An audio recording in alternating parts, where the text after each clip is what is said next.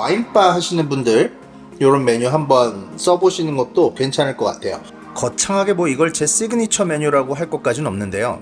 레스토랑 할 때 매 시즌 메뉴가 바뀌어도 문어 요리 하나씩은 꼭 끼워서 가져갔던 것 같아요. 제가 이것만큼은 정말 자신있게 다루는 식재료기도 합니다. 스페니쉬 옥토퍼스, 뿔뽀. 지금 시작하겠습니다. 제 영상 중에 조회수가 가장 잘 나오는 이 효자 영상이 하나 있는데, 그게 뭐냐면 이제 스페인식 문어 요리 뿔뽀 영상이에요. 그 영상에서는 제가 이제 사전에 냉동됐던 문어를 해동을 해서 조리를 하는 걸 보여드렸는데, 이거를 혹시 대체품으로 자석 문어를 사서 써도 되나요? 라는 댓글이 꽤 많이 달렸어요. 그래서 결론은 일단 됩니다. 돼요. 자석 문어 쓰셔도 충분히 됩니다. 그래서 자석 문어를 써도 충분히 좋은 요리가 나올 수 있다는 거를 제가 몸소 보여드리기 위해서 오늘 영상을 준비를 했어요. 여러분, 제가 뭐 이런 사람입니다. 구독자분들이 궁금해하는 거를 그냥 지나치지를 못하겠어.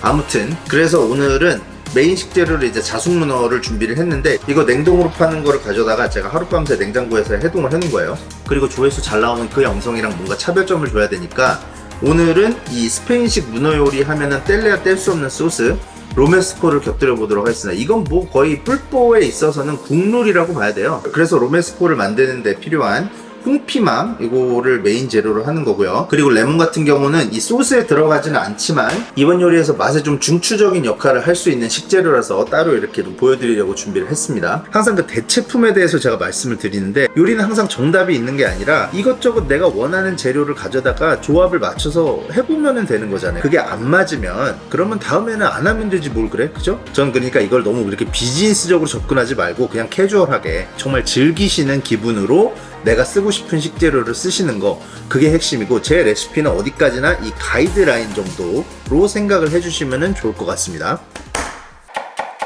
양파는 오늘 두 가지 용도로 사용을 할 건데, 첫 번째는 이제 로메스코 소스를 만들 때 사용할 거, 그리고 문어를 데치는 육수를 만들 건데 거기에서 맛을 살짝 뽑아내기 위해서도 양파를 쓸 거거든요. 양파 사이즈가 오늘 좀 작은 것 같아요. 그래서 두 개는 로메스코 소스를 만드는 데 사용하고, 하나는 이 문어 데치는 육수 거기에 넣도록 하겠습니다. 육수용 양파는 그냥 대충 이렇게 절반 잘라갖고 이렇게 보관해 주시면 되겠고요. 소스에 들어가는 양파 역시 어차피 갈 거거든요.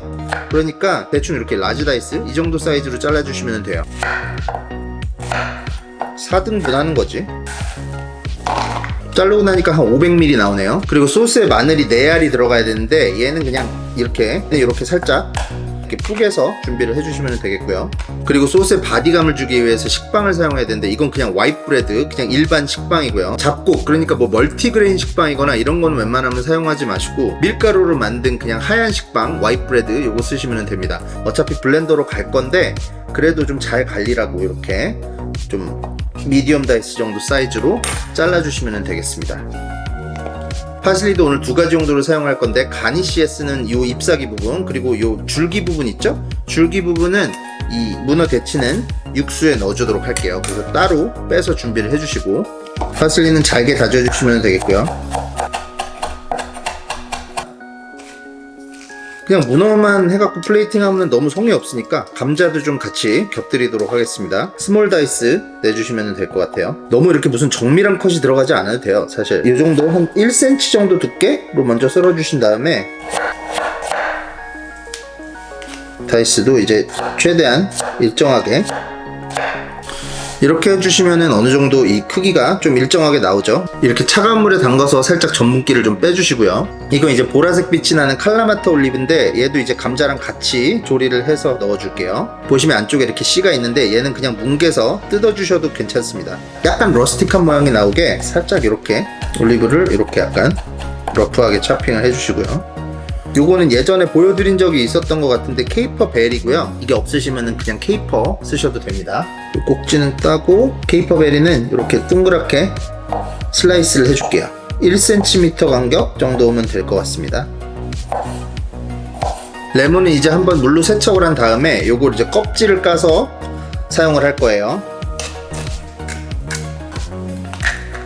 껍질은 이렇게만 그냥 준비해 주시면 되고, 레몬 그 주스도 넣을 건데 주스는 많이도 필요 없어요. 한 테이블 스푼 정도? 이 정도면 충분해요. 이거 껍질 까고 주스 짜내고 남은 반쪽은 이거는 문어를 데치는 육수에 넣어서 사용하도록 할게요. 뭐 남는 거 없이 너무 알차다 이거.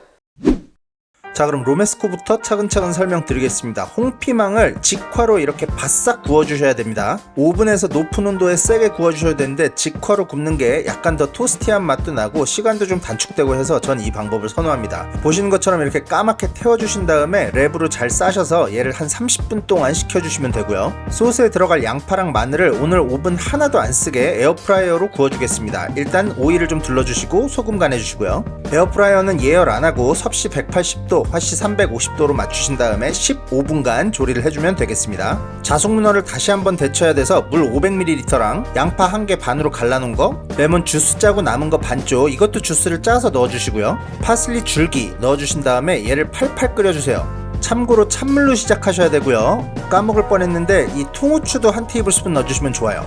물이 조금 아니라 완전 팔팔 끓어오를 때 자숙문어를 다 넣어주시고요. 불을 중약불로 살짝 줄여주시면서 뚜껑을 덮고 기본 타이머 15분부터 시작을 하면 되겠습니다. 문어라는 게 오래 익힐수록 부드러워지기 때문에 중간에 이렇게 꺼내셔서 칼로 살짝 찔러보시는 게 가장 좋은 방법이고요. 아니면 좀 잘라서 드셔보시든가. 한 가지 이제 팁을 알려드리자면 너무 이렇게 부드럽게 익히시면 플레이팅 할 때 조금 안 이쁠 수가 있어요. 저는 20분 정도 익히니까 제가 원하는 텍스처가 딱 나왔습니다. 문어는 옆에 잠시 식혀두시고 이제 로메스코를 완성해 볼게요.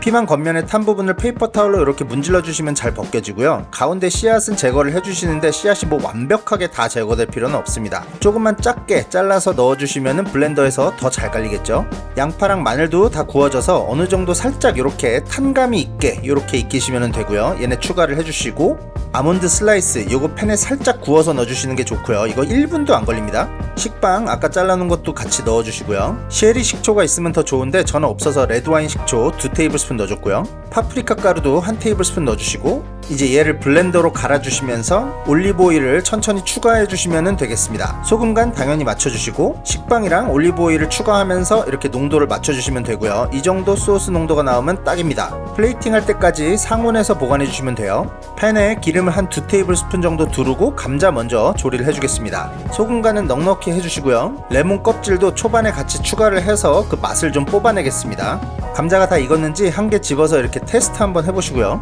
다 익었으면 올리브랑 케이퍼베리를 추가를 해주시고요. 한번 섞어주신 다음에 레몬주스로 디글레이즈 해주시고요. 이렇게 하면은 레몬주스 때문에 팬 안에 있는 모든 맛이 하나로 뭉쳐집니다. 이때 파슬리 넉넉하게 둘러주시고 아주 살짝 볶아주신 다음에 옆에 살짝 두시고요. 넌스틱 팬에 기름을 살짝 둘러주시고 팬을 좀 예열해 주신 다음에 문어를 시어링을 해주겠습니다. 소금간 당연히 조금 해주시고 앞뒷면 이렇게 노릇하게 구워주신 다음에요. 여기에 마늘 서너 알 정도 넣어주시고 버터 1테이블스푼 떨궈주시고요. 이렇게 문어의 맛이랑 향을 입혀주는 거죠.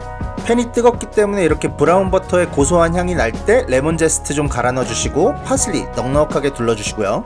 불은 끄시고 팬에 있는 재료를 잘 섞어주시면 문어도 완성입니다. 접시에 로메스코부터 이렇게 넉넉하게 깔아주고요.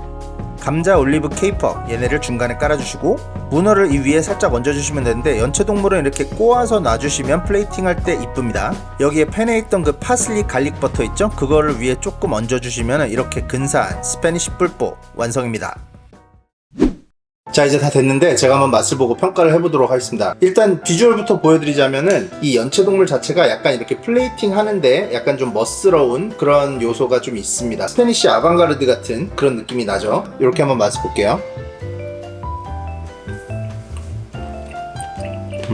지난번 에피소드에 오히려 좀 너무 오버쿡이 됐다면은 요번에는 살짝 이거보다는 덜 조리했거든요. 그러니까 식감이 적당히 씹히면서도 부드럽게 씹을 수 있는 그런 식감이고 요 정도 식감이면은 제 생각에는 레스토랑에서 판매하는 그런 스탠다드인 것 같아요. 이건 진짜 무슨 지중해 식당에서 내올 수 있을 만한 그런 세팅이기 때문에 레몬, 파슬리, 마늘, 버터 이렇게 네 가지의 향이 같이 이렇게 얹어져 있으니까 로메스코 소스를 곁들이지 않더라도 문어만 먹어도 맛있어요. 기본적인 밸런스 자체가 이거는 어긋날 수가 없는 조합이죠. 오늘은 진짜 안 마시려고 했는데 그래도 맥주 한 잔 먹어야겠네요. 이거 진짜 너무 맛있습니다. 감자가 이렇게 바디감을 받쳐주는데 거기에 레몬 주스 때문에 레몬 향이 살짝 배어있어요. 굉장히 맛있고 버터가 브라운 버터가 들어가갖고 약간 좀 텁텁할 수 있는 거를 상큼함으로 약간 피니쉬해주는 그런 느낌? 그리고 올리브랑 케이퍼베리를 같이 넣기 때문에 이 감칠맛이 도는 게 이게 장난이 아닙니다. 중간중간에 씹히는 그 케이퍼베리의 그 짭짤한 맛이 약간 액센트를 주는 것 같기도 하고 캐릭터가 굉장히 뭐 다이나믹한 그런 캐릭터예요. 그리고 문어에서 하이라이트는 요 다리 끝부분 있죠? 끝에 가늘게 말리는 부분, 이게 면적에 비해서 열을 더 많이 받잖아요. 그래서 그 조그만 빨판이 약간 바삭하게 익으면서 크리스피함을 주는 그런 식감이 또 있어서 굉장히 재밌습니다. 제 구독자분들 중에 자영업자분들도 계시잖아요. 와인바 하시는 분들 이런 메뉴 한번 써보시는 것도 괜찮을 것 같아요. 자숙문어 뭐 한국에서는 쉽게 구할 수 있잖아요. 이건 워낙 스탠다드니까 로메스코에 대해서는 얘기를 안 했는데, 이 문어랑 로메스코의 조합은 정말 진리입니다, 여러분. 그 홍피망이 구워지면서 나오는 그 감칠맛이 있거든요. 그거 플러스 이제 식초의 산미 조금 들어가 있고 아몬드의 고소함까지 밑에 받쳐주면서 이렇게 구워진 문어랑 조합을 생각해 볼 때 정말 베스트, 정말 너무너무 잘 맞는 그런 소스 조합이라고 보시면 될 것 같아요. 문어를 얼만큼 부드럽게 먹고 싶냐, 이거는 그냥 개인의 취향대로 삶는 시간을 조정해서 만드시면 굉장히 간편하게 만드실 수 있는 것 같아요. 이 정도면 진짜 레스토랑에서 팔아도 돼. 자꾸 이렇게 대체품이며 조리법이며 다른 걸 해봐야 그래야지 요리가 느는 거 아니겠습니까? 또 굉장히 신선한 조합이 나올 수도 있으니까 여러분 꼭 트라이 해보시고요. 나만의 멋진 문어 요리 조합 이런 거 있으시면 댓글에 남겨주시고요. 오늘 영상 여기까지 하고요. 전 다음 시간에 또 좋은 레시피로 찾아뵙겠습니다. 감사합니다.